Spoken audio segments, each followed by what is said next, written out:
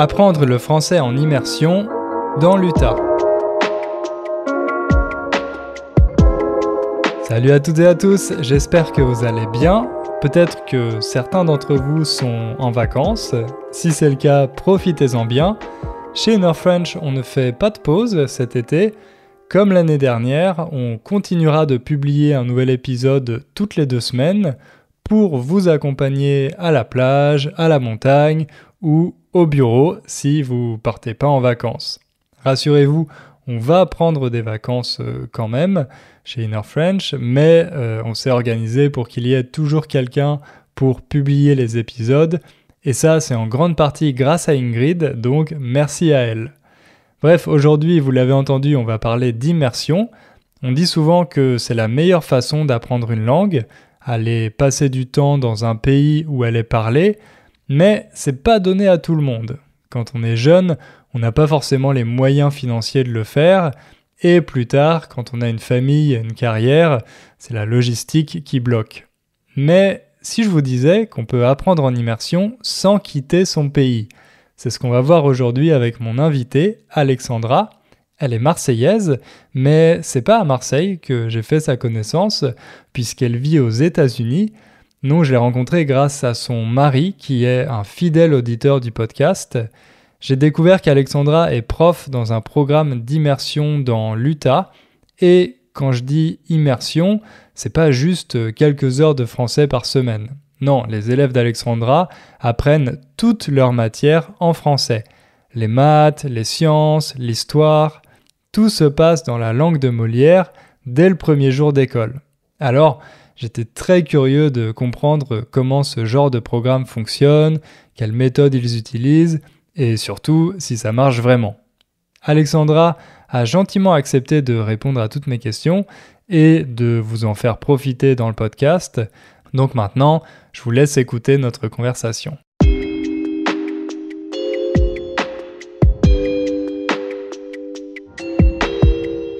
Salut Alexandra. Salut Hugo. Merci d'avoir accepté mon invitation. Je suis ravi de te recevoir aujourd'hui dans le podcast pour parler de l'apprentissage du français en immersion. Mais pour commencer, donc toi, tu nous parles aujourd'hui depuis Salt Lake City, dans l'État de l'Utah, aux États-Unis. Il me semble que tu es marseillaise d'origine, donc peut-être que tu peux nous raconter comment tu t'es retrouvée là-bas. Oui, alors merci Hugo tout d'abord de me recevoir dans ton podcast.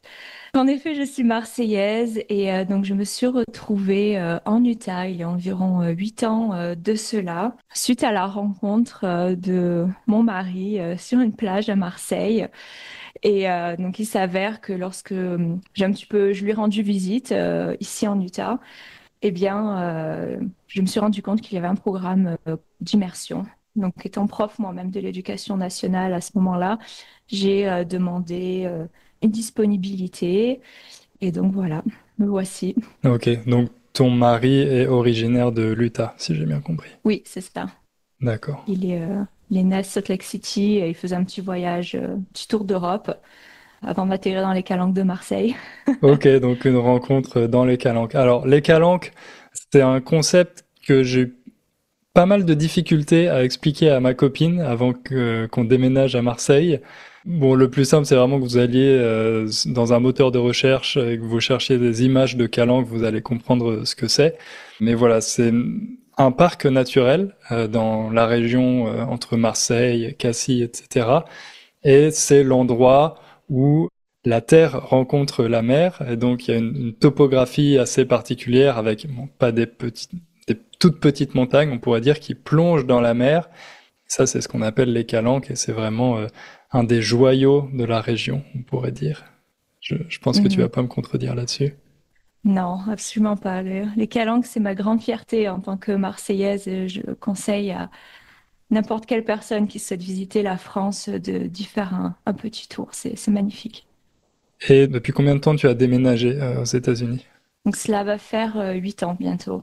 D'accord, ok. Et tu t'y plais? Tu te plais à Salt Lake? Oui, bah alors l'adaptation a été un peu rude, étant donné que, comme on en rigole souvent avec mon mari, la culture marseillaise de pur sudiste est vraiment à l'opposé complet de la culture et de la façon d'être ici à Salt Lake City en Utah. Donc, j'ai vraiment dû réapprendre à communiquer et vraiment à m'adapter. Assez rigolo. Souvent, les personnes pensaient que j'étais en colère dans ma façon juste de m'exprimer, de regarder les gens, alors qu'en fait, non, pas du tout. C'est vrai que les Puis, Marseillais sont très expressifs mhm. et ils ont tendance à parler assez fort aussi. Donc, ma copine me faisait la réflexion aussi au début, quand on entendait des gens parfois parler dans la rue ou dans le bus, elle me demandait, ah, mais à propos de quoi ils se disputaient? Et je lui disais, non, non, c'était juste une conversation normale, ils se disputaient pas du tout, mais bon, c'est vrai ils sont très expressifs, un peu comme les Italiens, sans tomber dans les clichés, mais bon, il y a un peu ce tempérament du Sud, comme tu l'as dit. Complètement. Et puis vraiment le parler avec les mains, les énormément d'expressions faciales que j'ai dû réapprendre. J'ai vraiment dû aussi faire attention à la façon dont je m'exprime, à mon débit de parole également. Et j'essaie toujours d'être assez souriante ici lorsque je discute. Et assez intéressant, c'est que maintenant, lorsque je reviens en France, lorsque je reviens à Marseille, j'ai besoin d'avoir un petit temps de réadaptation. Hmm.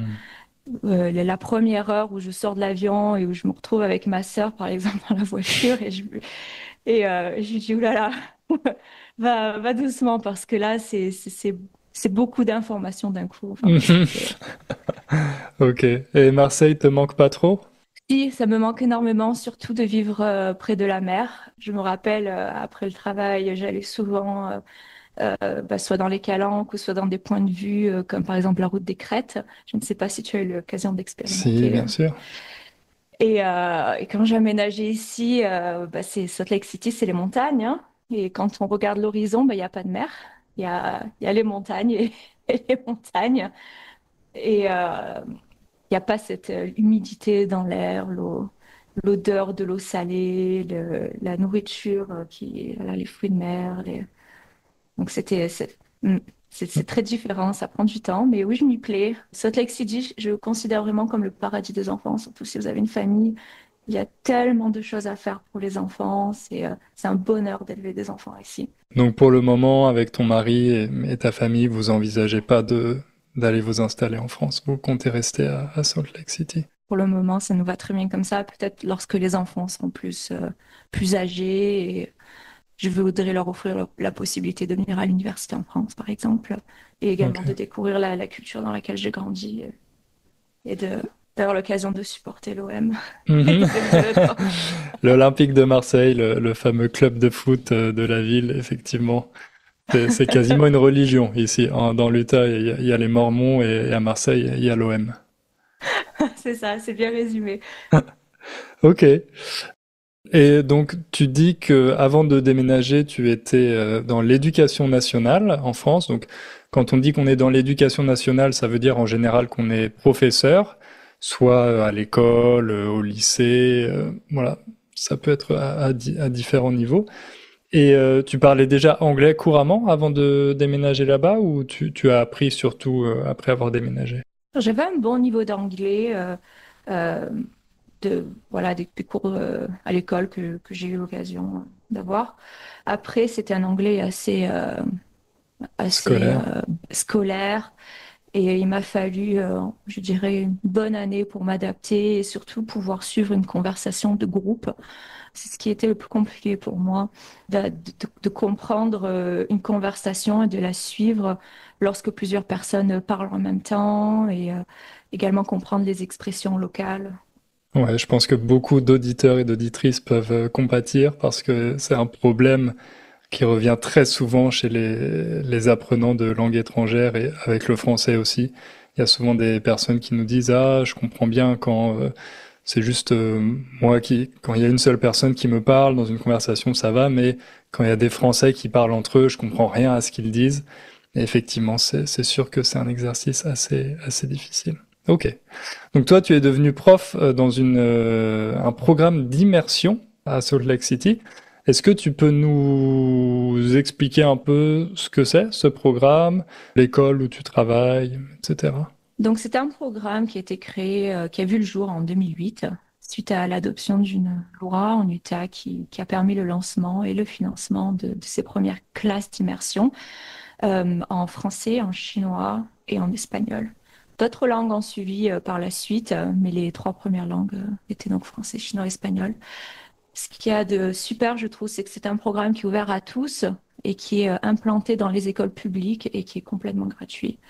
Et pour y accéder, c'est une forme de loterie en CP, donc c'est-à-dire pour les élèves de 6 ans lorsqu'ils arrivent en école élémentaire. La façon dont ce programme fonctionne, c'est qu'en fait, il y a deux groupes d'environ 25-30 élèves. Et donc, chaque jour, on a un groupe qui commence sa journée avec un enseignant donc, qui est américain et l'autre avec l'enseignant de langue. Et environ au milieu de journée, on fait une rotation entre les deux groupes. Et ce modèle-là est le modèle qui est vraiment propre à l'Utah. C'est ce qu'on appelle couramment le modèle 50-50. Et afin de pouvoir recevoir le financement de l'État, chaque école qui a ce programme doit vraiment respecter ce modèle. D'accord. Donc c'est intéressant, c'est vraiment dans les écoles publiques, c'est pas voilà quelque chose réservé aux familles aisées qui les écoles privées, voilà les parents qui ont les moyens de payer pour que leurs enfants aient des cours de langue très tôt. Non, là c'est ouvert à tous et tu as dit que ça dépendait d'une loterie. Donc bon, il faut juste avoir de la chance. C'est ça. Alors, on peut avoir plus de, entre guillemets, tickets dans la loterie si jamais on a des parents qui parlent déjà le français. Ça permet aux familles d'augmenter leur chance. Et également, lorsqu'il y a un membre de la fratrie qui est déjà dans le programme, les autres frères et sœurs ont également un peu plus de chances d'accéder au programme que notre élève, par exemple. Donc c'est dans une école élémentaire, c'est ça, pour les enfants qui ont entre 6 et 10, 11 ans? C'est ça, exactement, du CP au CM2. Donc, ce modèle 50-50 est appliqué dans les écoles élémentaires. Ensuite, il y a encore ce qu'on appelle des classes d'immersion en collège et lycée, mais le format est légèrement différent. D'accord. Et tu as dit que ça a été lancé en 2008, donc c'est encore assez un programme assez récent. Oui, ça reste assez récent. Les premières études commencent à sortir pour voir euh, par rapport aux élèves ben, qui ont terminé le lycée, où on peut voir à quel point ce programme est effectif et est-ce que il y a eu plusieurs études, par exemple, qui ont été faites pour savoir si est-ce que les élèves qui font partie d'un programme de français ont plus de difficultés dans d'autres domaines. Et à la grande surprise, non, pas du tout. Même au contraire, les élèves qui apprennent par exemple la science en français ont des résultats équivalents, même supérieurs aux élèves qui apprennent la science en anglais. D'accord, oui, ça rejoint un peu toutes les études qui sont faites sur les enfants qui grandissent dans des familles où on parle plusieurs langues, où ça encourage une certaine malléabilité du cerveau, ça, voilà, ça les force à faire pas mal d'efforts, et souvent, pas toujours, mais souvent, ça leur permet d'avoir des facilités dans plein d'autres matières et pas seulement dans les langues. Également, ça permet d'être résilient et d'augmenter la connexion entre les neurones dans, dans le cerveau, de pouvoir vraiment apprendre un domaine, une matière spécifique dans une langue étrangère.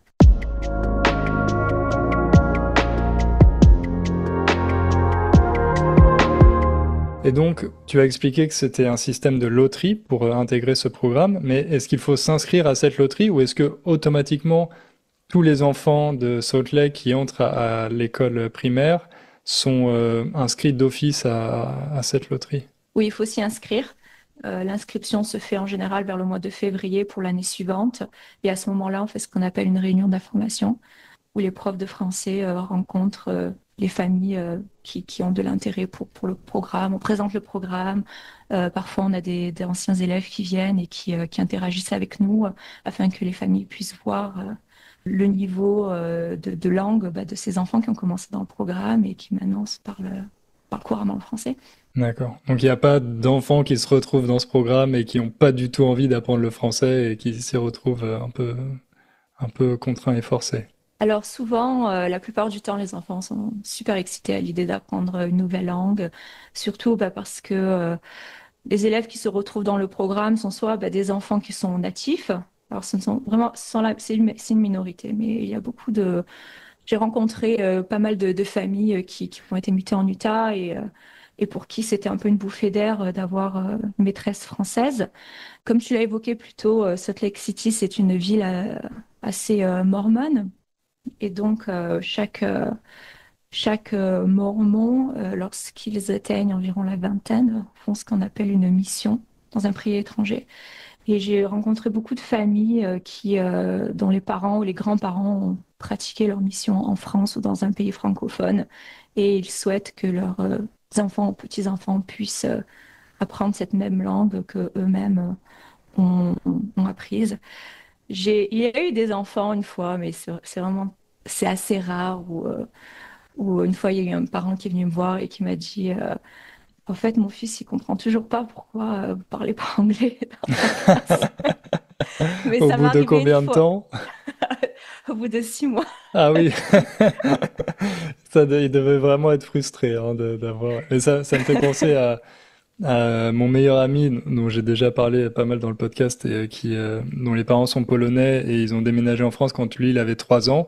Et à la maison il parlait seulement polonais, donc quand il est arrivé à l'école maternelle, lui il ne parlait que polonais. Et les maîtresses ne comprenaient pas ce qu'il disait, donc il avait l'impression que les maîtresses étaient vraiment stupides parce que voilà, il parlait et personne ne le comprenait. Et voilà, les débuts ont été assez frustrants. C'est ça, mais ça reste assez rare quand même. En général, les enfants ont super hâte. Ils ont déjà lu des livres en français, écouté des petites vidéos sur YouTube, donc ils ont un certain degré de familiarité, on va dire ça, avec la D'accord, langue. donc il n'y a pas d'enfants qui arrivent avec un niveau zéro sans vraiment parler aucun mot de français. Ils ont quelques bases en général. La plupart ont un niveau zéro parce que ils ont une certaine familiarité avec la langue dans le sens où ils ont appris voilà, des chansons, à compter jusqu'à 5. Mais une fois qu'on se retrouve complètement immergé, ce qui est assez différent d'un cours classique de français, c'est là qu'ils vraiment ils réalisent, d'accord, ce n'est plus simplement les petites vidéos qu'on voit sur YouTube où on apprend à compter en chantant, même si en effet ça fait partie de ce qu'on fait en classe. Mais lorsqu'ils se rendent compte que absolument tout est en français, que ce soit les consignes de classe, les interactions, la résolution de conflits, c'est là que ça devient un peu plus compliqué et challenging pour les élèves, comme on dit. Donc toi, tu es vraiment en France, tu parles uniquement français pendant tout le cours. Il y a aucun moment où tu passes en anglais pour expliquer quelque chose. Non, c'est 100% français dès le premier cours. C'est ça, c'est vraiment 100% français. Alors, parfois, lorsqu'il y a certains conflits en classe où il y a des élèves par exemple, dans leurs parents leur manquent, par exemple, surtout quand ils sont tout petits, quand ils sont en CP, on peut les sortir de la classe et les réconforter, leur dire tout va bien, ne t'inquiète pas, etc. Mais du moment qu'on rentre en classe, on passe au français de nouveau. Oui, c'est vrai que l'école à cet âge-là, c'est déjà un sacré défi, une sacrée immersion. Donc bon, si en plus on ajoute une nouvelle langue, effectivement, ça peut être un peu intimidant. Oui, surtout qu'ici aux États-Unis, l'école maternelle n'est pas obligatoire. Donc, on a des enfants qui n'ont été que à l'équivalence de la grande section de maternelle qu'on appelle kindergarten ici.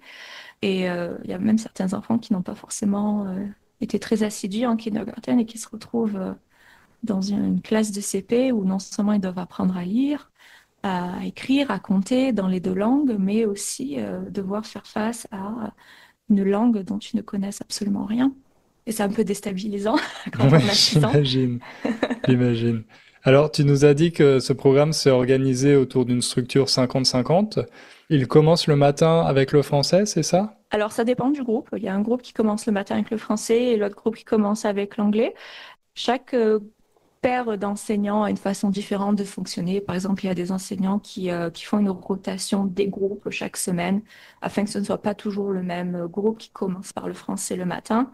Par exemple, ma collègue et moi, nous, on change tous les trimestres. D'autres le font tous les mois. Ça dépend vraiment des préférences des enseignants. Toi, les cours que tu donnes, c'est pas seulement des cours de français, comme tu disais, vous faites des maths en français, d'autres sciences, peut-être des cours d'histoire, j'imagine, c'est ça? Oui, alors, donc en CP, CE1 et CE2, c'est-à-dire pour les élèves de 6, 7, 8 ans, les maths sont complètement en français. On fait également un peu ce qu'on appelle de renforcement en sciences, où on apprend vraiment le vocabulaire basique qui va servir pour les classes un petit peu plus grandes. Le programme de sciences, c'est ce qu'on appelle un programme assez spiralaire, c'est-à-dire qu'on vraiment on voit les bases en CP et ensuite on va vraiment en profondeur au fur et à mesure qu'on évolue dans les classes supérieures.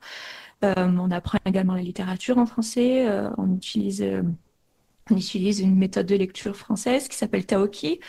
On travaille également avec ce qu'on appelle la méthode Borel-Mesoni. C'est une méthode dans laquelle chaque son de la langue est associé à un geste. Et ensuite, on associe ces gestes ensemble afin de travailler la combinatoire. Et donc voilà, donc la journée est rythmée comme ça d'un domaine à l'autre. On... La différence avec un cours de français classique, c'est que, eh bien, dans un cours de français classique, le français est la matière qu'on étudie. L'idée, c'est vraiment de découvrir la langue et de la comprendre. Mais on ne s'attend pas forcément à ce que les élèves deviennent bilingues à la suite d'un cours de français, comme on peut avoir en élémentaire en France ou en collège. Alors qu'ici, dans le contexte de l'immersion, la langue est vraiment utilisée pour enseigner les autres matières. Et les enfants peuvent la vivre au quotidien, la pratiquer dans le contexte, avec une personne qui est native. Et c'est un apprentissage qui est relativement plus actif et naturel et qui permet d'ancrer ces compétences linguistiques sur le long terme. Et au bout de combien de temps il commence à s'exprimer en français? Alors, il y a plusieurs niveaux de déclic, si je puis dire. Donc, ce qu'il faut savoir, c'est que j'ai enseigné donc en CP pendant 6 ans et ensuite, Donc le CP, c'est la première classe de l'école élémentaire. c'est ça. Et là, actuellement, j'enseigne en CM1. Donc, ce sont des élèves qui ont 9 ans. Donc, lorsqu'on enseigne en CP, j'ai pu observer les premiers déclics, c'est-à-dire les moments où les élèves essayent vraiment de créer une phrase basique avec un sujet, verbe, complément, en général vers octobre-novembre. Ça, c'est vraiment la première vague. Il n'y en a pas beaucoup, quelques-uns. Les plus grosses vagues, en général, de déclic arrivent vers le mois de février, puis ensuite vers fin avril. La plupart des élèves vraiment commencent à parler plus de manière spontanée en fin d'année scolaire et plus spécifiquement vers le CE1. À partir de la deuxième année, il commence à être capable de s'exprimer assez librement, c'est ça? La manière dont ils s'expriment en CP, souvent, c'est avec un mot anglais au milieu de la phrase. Alors lorsqu'ils arrivent en CE1, ils ont un peu plus de vocabulaire et les phrases de base sont acquises. Et donc, ils sont un petit peu plus libres à ce niveau-là. Après, comme j'explique souvent aux parents, chaque enfant est différent et a son propre rythme. J'ai vu des enfants qui n'ont pas commencé à parler avant le CE1 et qui maintenant, j'ai en CM1 et qui sont super.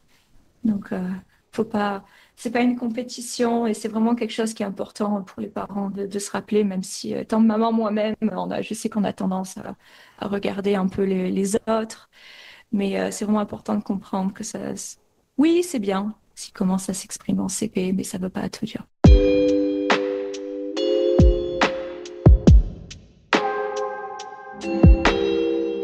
Et l'avantage aussi de commencer aussitôt, c'est par rapport à la prononciation, à l'accent, parce que moi, d'après les études que j'avais lues, on peut vraiment apprendre à parler couramment une langue à n'importe quel âge, mais en ce qui concerne la prononciation, si on veut être capable d'avoir un accent qui ressemble plus ou moins à celui d'un locuteur natif, c'est mieux d'apprendre la langue avant 10 ou 11 ans. Il me semble que c'est ça l'âge l'âge butoir parce que après notre système phonétique se fige d'une certaine manière, il est beaucoup moins malléable, beaucoup moins flexible.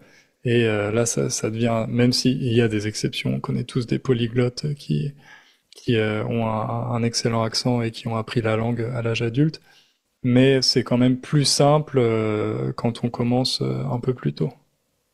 Oui, complètement. D'ailleurs, cette année, j'ai une élève que je n'avais pas eu en CP. Parce que le groupe que j'ai eu cette année, c'est un groupe que j'ai eu en CP.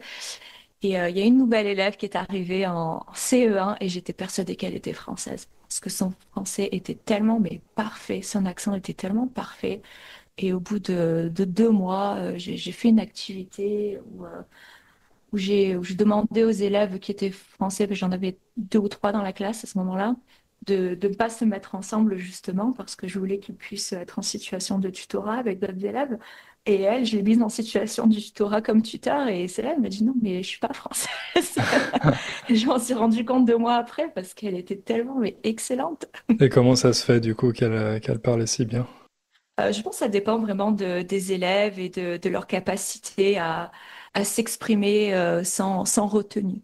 Les élèves qui sont le plus en situation de succès sont vraiment des élèves qui n'ont pas peur d'essayer et de faire des erreurs. Et cette petite fille, Mary-Kate, si tu m'entends, n'a jamais vraiment eu peur de s'exprimer, toujours la main levée et toujours accepte les redirections afin de pouvoir s'améliorer quotidiennement. Ça, c'est une bonne leçon aussi, bon, qu'on répète souvent à nos élèves, mais se comparer aux autres, et ça vaut pour l'apprentissage des langues, mais de manière générale, dans un peu tous les domaines de la vie, ça apporte pas grand-chose. Chacun avance à son rythme, et là, c'est un bon exemple parce que tu as des élèves qui arrivent plus ou moins avec le même niveau et qui ont les mêmes cours, mais très rapidement, il y a des écarts qui apparaissent et qui sont liés à des capacités personnelles, à des personnalités différentes. Donc bon, chacun avance à son rythme et l'important c'est de pas se décourager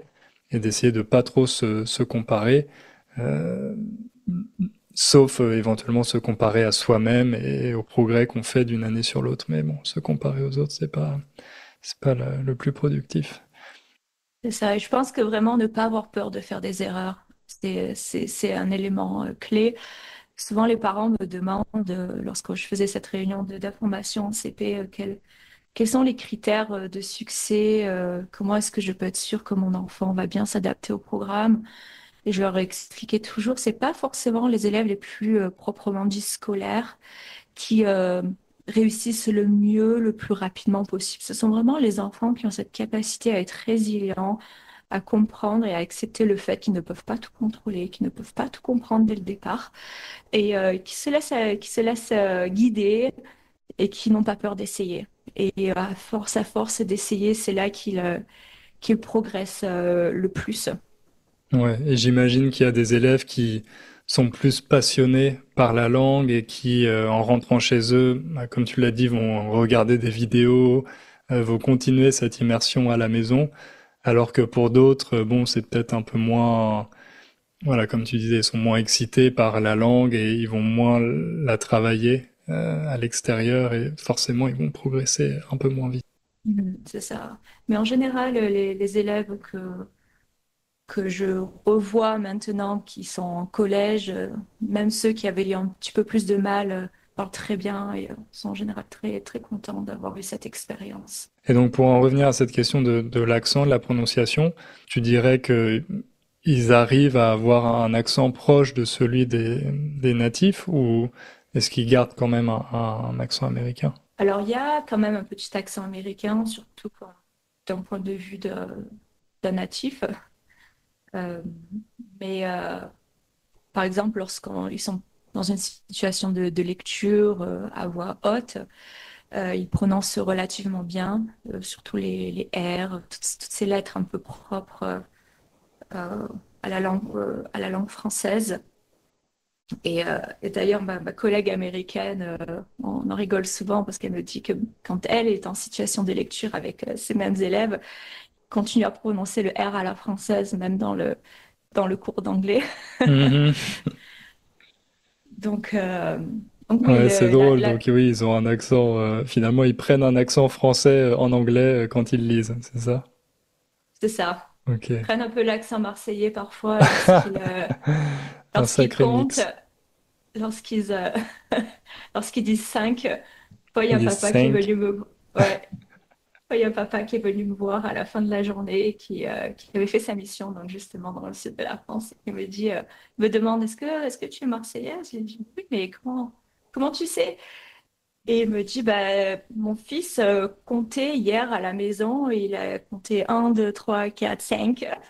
Et c'est à ce moment-là, j'ai compris que la maîtresse était marseillaise. Bon, mais pour dire aux auditeurs, t'as pas non plus un accent qui est très très fort, très prononcé. Il est quand même assez soft ton accent marseillais. Oui, mon accent marseillais, j'y fais vraiment très attention. Lorsque j'ai emménagé ici, on va dire que je l'ai mis dans une petite boîte et je l'ai enfermé avec mon écharpe de l'OM.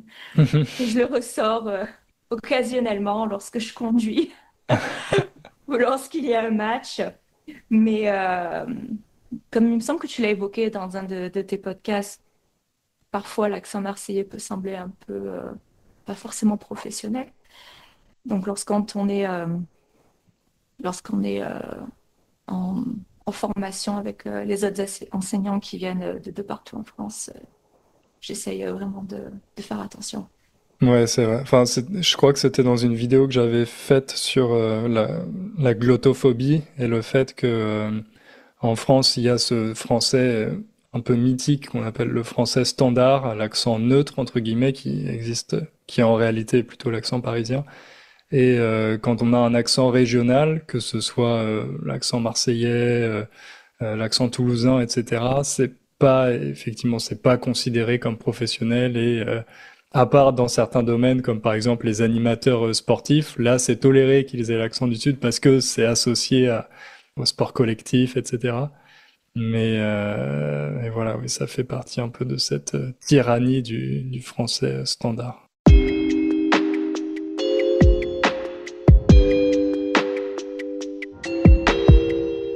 Est-ce que vous faites des cours de grammaire dans ce programme en immersion?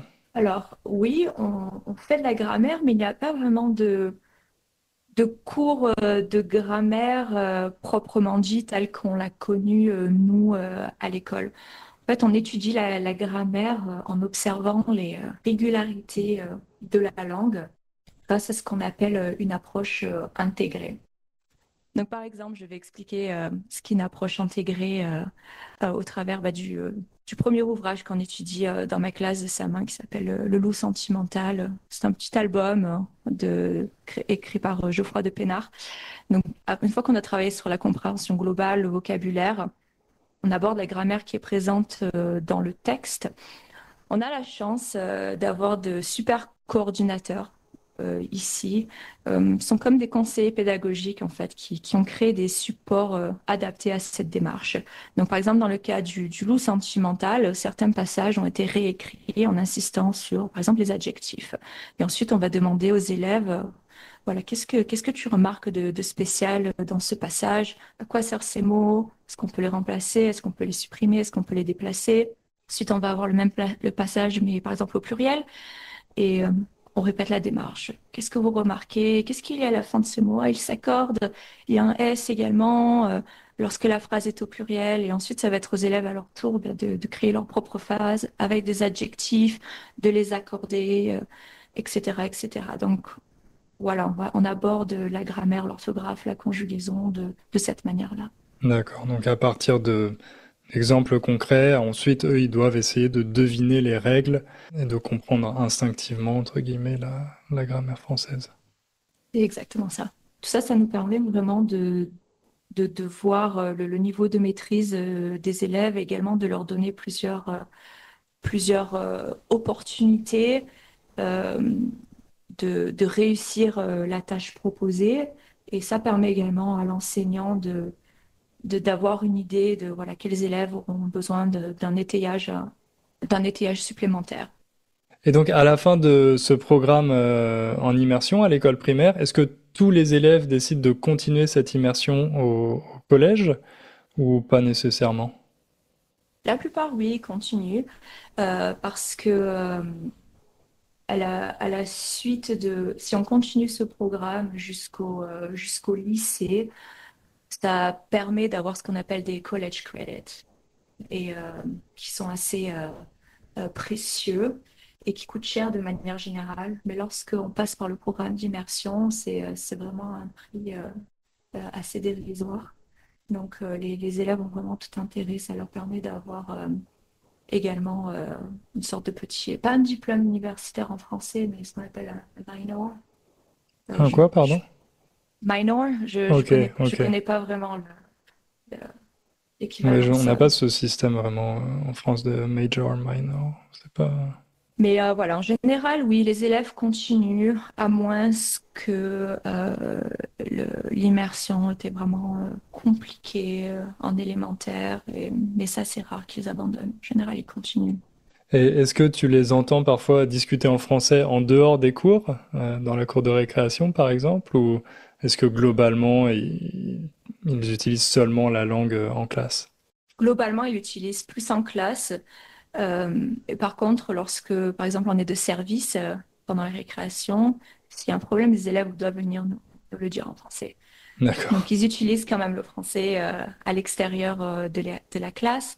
Également, quand on a des enfants francophones qui arrivent, euh, qui ne maîtrisent pas l'anglais, eh bien là, nos élèves en immersion vont vraiment aider ces enfants nouvellement arrivés. Ils vont jouer exclusivement en français.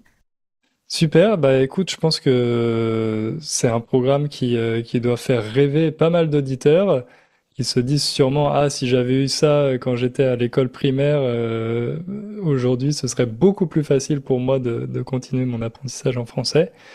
Faut espérer que ce soit quelque chose qui se démocratise, pas seulement pour le français, mais pour toutes les langues, parce que, comme tu l'as évoqué, ça permet aux élèves de se développer sur plein d'aspects différents, pas uniquement la langue. Donc c'est vraiment quelque chose de bénéfique, d'après les différentes études qu'on a sur le sujet.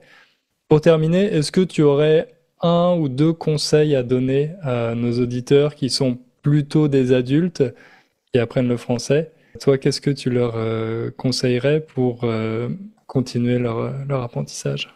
Je pense que vraiment, pour moi, la clé, c'est de pratiquer, c'est de le parler.